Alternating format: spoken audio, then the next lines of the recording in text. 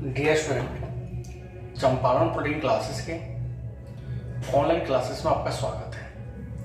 अभी हम लोग थर्मल इंजीनियरिंग जो थर्ड सेम में मैकेनिकल वाले को पढ़ना है उसके प्रीवियस ईयर के क्वेश्चन को सोल्व करेंगे। और आपको मालूम होगा कि 2022 में 2 बार एग्जाम हुए थे, तो दोनों एग्जाम के हम लोग क्वेश्चन को सोल्व करेंगे बारी बारी से। तो इसी क्रम में मेरे पास जो पहले एग्जाम हुआ था, जो 2022 में ही पेपर हुआ था, लेकिन 20 से 23 सेशन वाले लड़के ने दिया था, उसके क्वेश्चन है 2022 और थर्मल इंजीनियरिंग आप देख रहे हैं ना। तो चलिए स्टार्ट करते हैं इसके ऑब्जेक्टिव क्वेश्चन। समय नहीं जाया करेंगे हम लोग। पहला क्वेश्चन है कि which of the following is a non renewable source of energy. यानी आपको तो दो प्रकार के एनर्जी का सोर्स होता है, एक रिन्यूएबल, एक नॉन रिन्यूएबल। इसको मतलब समझ लीजिए, ऑब्जेक्टिव में लिखने के लिए भी सब्जेक्टिव में आ सकते हैं। यानी वह ऐसा सोर्स ऑफ एनर्जी जो अनलिमिटेड टाइम के लिए अवेलेबल है, वो खत्म नहीं हो सकता है, तो उसको रिन्यूएबल बोलते हैं। यानी उसको बार बार यूज कर सकते हैं। जैसे सन के पास जो एनर्जी है, एयर के पास जो एनर्जी है, विंड एनर्जी, सन एनर्जी, तो ये कभी खत्म नहीं हो सकता है, तो उसको रिन्यूएबल के कैटेगरी में रखते हैं। लेकिन वैसे एनर्जी जो लिमिटेड टाइम के लिए कुछ न कुछ दिन के बाद खत्म हो जाएगा, जैसे कोयला है, पेट्रोलियम है, फॉसिल फ्यूल जिसको बोलते हैं, एक समय के लिए है, वो कुछ दिन के बाद खत्म हो जाएंगे, तो उसको non renewable source of energy बोलते हैं। तो ये कोड है, ये सब रिन्यूएबल है, वाइन के पास रिन्यूएबल है सब। ये फ्यूजिल फ्यूल का मतलब होता है कोयल, पेट्रोल, ये सब की चीज है। तो एक ना एक क्या होगा, समाप्त हो जाएगा, नेचुरल गैस। तो ये सब क्या है, नॉन रिन्यूएबल सोर्स है। ये क्या है, नॉन रिन्यूएबल है, यानी इसको फिर से रिटर्न नहीं कर सकते, यूज हो जाएगा, लिमिटेड समय है, कुछ दिन के बाद खत्म हो जाएगा। नेक्स्ट क्वेश्चन है, which is the ultimate source of energy. यानी कौन सा एनर्जी सोर्स है जो अल्टीमेट टाइम के लिए काफी अधिक समय के लिए अवेलेबल है, जो लॉन्ग समय के लिए है, तो वो क्या है, सन है। ये कभी खत्म ही नहीं हो सकता, अल्टीमेट है, लगातार यूज हो रहा है।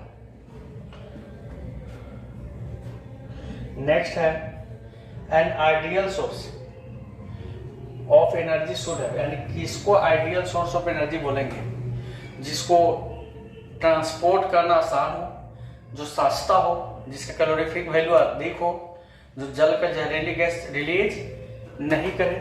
तो बोला कि an ideal source of energy should है, यानी कौन सा आइडियल सोर्स ऑफ एनर्जी है। तो किसके पास, यानी आइडियल सोर्स ऑफ एनर्जी के पास कौन गुण होना चाहिए, तो अधिक कैलोरीफिक वैल्यू होना चाहिए, सही है। इजी टू ट्रांसबिलिटी, ट्रांसफर करना एक जगह से दूसरी जगह ढोना आसान होना चाहिए। ऑल ऑफ एबव इसका करेक्ट आंसर होगा। नेक्स्ट है, hydro power plant are located in. Hydro power plant का मतलब होता है वाटर से जो बिजली उत्पन्न होते हैं उसको कहाँ पे लोकेट कर सकते हैं, कहाँ पे स्थित करेंगे। तो जहाँ पे वाटर का लेवल हमेशा कांस्टेंट मेंटेन होगा, वहीं पे इसका इस्तेमाल किया जा सकता है। तो वाटर का लेवल हिली टेरेस एरिया के अंदर सबसे अच्छा लेवल मेंटेन रहता है। प्लेन सरफेस होगा, डिसर्ट सरफेस होगा, तो पानी कभी ज़्यादा आएगा, कभी कम आएगा, तो हाइड्रो पावर प्लांट यूज नहीं कर सकते।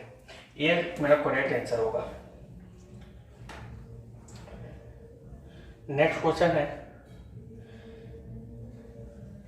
Engine piston are usually made of aluminium.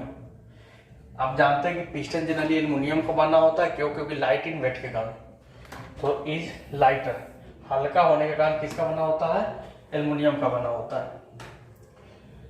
Next है, if the compression ratio in IC engine. Internal IC engine का परिणाम होता है इंटरनल कंबशन इंजन के अंदर अगर आर का मान बढ़ाएंगे कंप्रेशन रेशियो का, तो इफिशियंसी क्या होगा, तो इफिशियंसी डायरेक्टली प्रोपोर्शनल होता है कंप्रेशन रेशियो का। याद करके रखेंगे, देखिएगा कैसे, क्योंकि इफिशियंसी बराबर आप ऑटो साइकिल में ले लो तो 1/r के पावर गामा माइनस 1। आर का मान जितने अधिक होगा, पूरा नीटा का मान क्या आएगा, कम आएगा, कि ज्यादा होगा, ज्यादा होगा, क्योंकि आर का मान बढ़ेगा तो घटने वाला चीज कम हो जाएगा, तो इफिशियंसी का मान बढ़ेगा। तो आर का मान बढ़ेगा तो इफिशियंसी भी क्या होगा, इंक्रीज करेगा। नेक्स्ट है, the working medium of air standard cycle has constant, यानी क्या चीज का मान हमेशा कांस्टेंट रहता है पूरा साइकिल में। Auto cycle, diesel cycle, dual cycle, कोई भी साइकिल ले लीजिए, मान लेते हैं कोई भी साइकिल ले लिए, तो क्या चीज का मान हमेशा कांस्टेंट आएगा। वॉल्यूम तो हमेशा घटता बढ़ता रहता है, प्रेशर भी घटेगा बढ़ेगा, तो ये तो होगा नहीं। मास भी घटता बढ़ता है, स्पेसिफिक हीट का मान हमेशा क्या रहेगा, कांस्टेंट रहता है।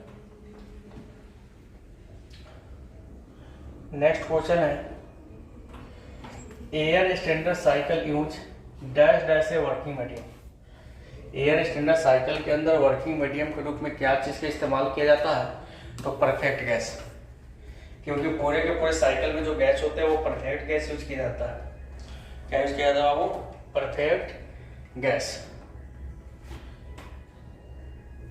नेक्स्ट है,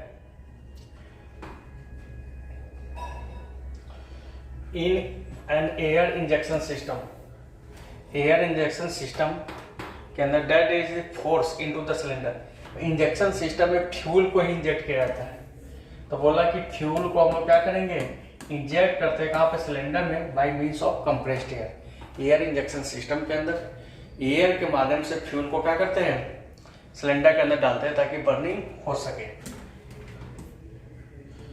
ठीक है, next question, commonly use injection system in automobile. Automobile के अंदर कौन सा इंजेक्शन सिस्टम सबसे ज्यादा यूज होता है, सॉलिड इंजेक्शन सिस्टम। दो प्रकार के इंजेक्शन सिस्टम होते हैं, एयर इंजेक्शन सिस्टम और सॉलिड, और ऑटोमोबाइल के अंदर सबसे ज्यादा मात्रा में क्या यूज होता है, सॉलिड इंजेक्शन। और ये कितना प्रेशर पर, लगभग 210 बार प्रेशर के ऊपर इसको इंजेक्ट किया जाता है। नेक्स्ट है, in motorcycle the following type of cooling system use. Motorcycle के अंदर कौन सा कूलिंग सिस्टम यूज किया जाता है, तो आप फिंस लगा होता है एयर कूलिंग सिस्टम। क्या यूज होता है, एयर कूलिंग सिस्टम। मोटरसाइकिल में आप देखते हैं ठंडा करने के लिए क्या यूज होता है, एयर कूलिंग सिस्टम। और उसके सरफेस पे क्या लगा होता है, फिंस। फिंस क्यों लगाते हैं, ताकि सरफेस एरिया को क्या किया जाए, इंक्रीज किया जाए और अधिक से अधिक एयर क्या हो, ट्रैप करे। नेक्स्ट क्वेश्चन है, थर्मोसाइफन सिस्टम। याद होगा जब वाटर कूलिंग सिस्टम पढ़ रहे थे तो उसमें पढ़े थे थर्मोसाइफन, आइए वो पढ़े थे थर्मोस्टेट। थर्मोस्टेट वाला को हम फोर्स कूलिंग सिस्टम बोलते थे। तो थर्मोसाइफन में जो सप्लाई होता था नेचुरली होता था, लेकिन इसमें पंप लगा होता था। थर्मोस्टेट वाला में क्या लगा होता था, पंप, वाटर को सर्कुलेट करने के लिए। तो बोला कि थर्मोसाइफन में नेचुरली होता था, इसलिए कोई पंप की जरूरत नहीं है। लेकिन थर्मोस्टेट वाला में पूछेगा कौन सा पंप यूज होता है, तो सेंट्रीफ्यूगल पंप। कौन सा पंप, सेंट्रीफ्यूगल पंप यूज करते हैं। कौन सा पंप यूज करते होगा, सेंट्रीफ्यूगल पंप। ठीक है, नेक्स्ट क्वेश्चन है, the power develop inside the cylinder is called. यानी सिलेंडर के अंदर जो पावर डेवलप होता है वो कौन सा होता है, आपको मालूम होना चाहिए कि सिलेंडर के अंदर जो पावर डेवलप होगा वो कौन सा होगा। तो हम बताए थे कि देखिए, इंजन के अंदर सिलेंडर में जब फ्यूल जलता है तो जो पावर डेवलप होता है उसको आईपी बोलते हैं, इंडिकेटेड पावर। लेकिन जो पावर शाफ्ट को प्राप्त होता है उसको क्या बोलते हैं, ब्रेक पावर। ठीक है ना, तो इंजन के अंदर जो पावर डेवलप होगा क्या होगा, इंडिकेटेड पावर। जो शाफ्ट होगा उसको ब्रेक पावर, और ब्रेक पावर बटा इंडिकेटेड पावर को बोलते हैं मैकेनिकल एफिशिएंसी। तो याद करके रखेंगे।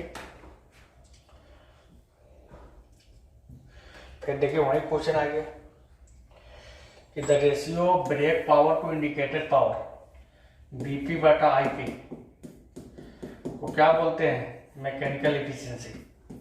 क्या बोलते हैं, मैकेनिकल एफिशिएंसी। नेक्स्ट क्वेश्चन है, ब्रेक पावर। आईसी इंजन का ब्रेक पावर को मापने के लिए कौन सा डिवाइस यूज किया जाता है, तो डायनेमोमीटर। क्या यूज किया जाता है, डायनेमोमीटर। क्या यूज किया जाता है? ब्रेक पावर को मापने के लिए क्या यूज किया जाता है? डायनेमोमीटर।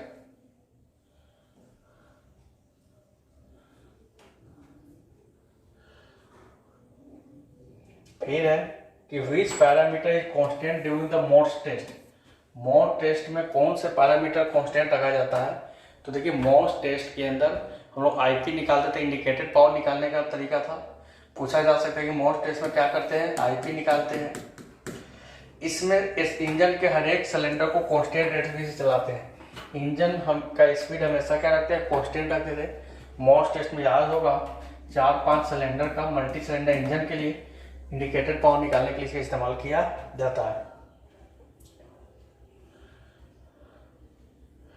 नेक्स्ट है the ratio of work done per cycle to stroke volume.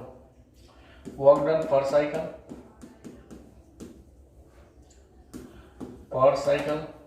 बटा स्टॉक वॉल्यूम को मीन इफेक्टिव प्रेशर बोलते हैं, पीएम। क्या बोलते हैं? Mean effective pressure.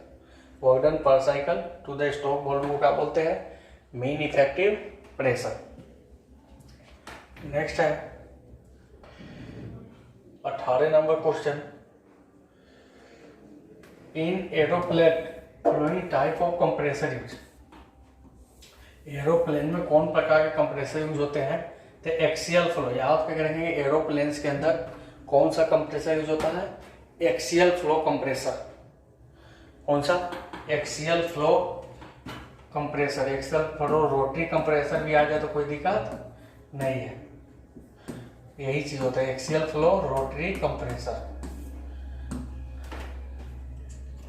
नेक्स्ट है 19 number. COP of refrigeration refers to. COP का पूरा नाम क्या होता है? Coefficient of performance. और याद करके रखेंगे COP of refrigerator equal to COP of pump minus क्या होता है? 1 होता है। सीओपी का फॉर्मूला होता है रेफ्रिजरेशन इफेक्ट बटा वर्क इनपुट। रेफ्रिजरेशन इफेक्ट बटा वर्क इनपुट। नेक्स्ट है 20 number question. Which of the following is a common application of air standard refrigeration system? Air standard, देखिए रेफ्रिजरेशन सिस्टम का तो सब अप्लीकेशन, लेकिन एयर स्टैंडर्ड, तो air standard generally कहाँ पे होता है? एयरक्राफ्ट इंजन के अंदर एयर कंडीशनिंग करने के लिए वहाँ पे एयर रेफ्रिजरेशन सिस्टम यूज किया जाता है। तो ये मेरे पास थे 20 क्वेश्चन 2020 के। एक साल और एग्जाम हुए हैं, हम उसके क्वेश्चन को भी एनालिसिस करेंगे। उसमें और ज़्यादा एक्स्ट्रा चीज़ साइक्रोमेट्री का क्वेश्चन पूछ चुका है, तो हम लोग उस क्वेश्चन को भी लेके आपके सामने आएंगे। उम्मीद है कि आपके लिए वीडियो हेल्पफुल रहा होगा। तो आप चाहते हैं कि इस प्रकार के वीडियो आपके तक हम पहुंचाएं, तो आप मेरे साथ जुड़े रहिए। मिलते हैं हम लोग नेक्स्ट लेक्चर के साथ नेक्स्ट वीडियो में। तब तक के लिए धन्यवाद।